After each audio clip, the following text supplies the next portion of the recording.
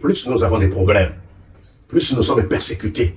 C'est là où nous devons nous attacher à Dieu, nous accrocher à Dieu.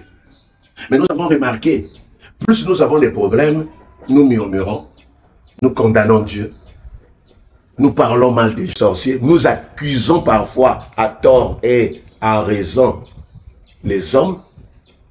Or, bien aimé, dans les problèmes, c'est là où nous devons espérer. Quand nous lisons la parole de Dieu, Siméon, le Seigneur lui avait donné la promesse. Le Seigneur lui avait dit, je vais te consoler. Dans les livres de Luc, chapitre 2, 25 jusqu'en bas.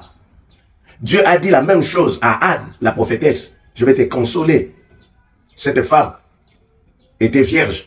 Après son mariage, elle était veuve. Elle a fait juste 7 ans. Elle est restée plus ou moins 40-50 ans. C'est-à-dire si elle s'était mariée à 20 ans, à 27 ans, elle était veuve. Jusqu'à 84 ans, elle n'avait pas toujours des réponses. Mais quand nous lisons dans la parole de Dieu, elle s'attachait à Dieu. Elle s'accrochait à Dieu. Elle passait sa vie à jeûner, à prier, à parler de Jésus. Elle persévérait.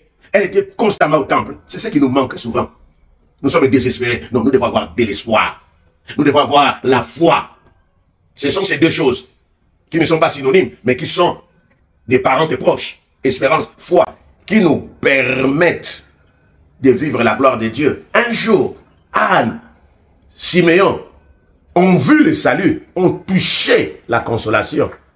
Cher ami, je parle à quelqu'un qui a des soucis, qui a des problèmes. Ça ne sert à rien de condamner les gens, de parler mal, de se décourager, de désespérer, de jeter l'éponge. Non, il faut espérer.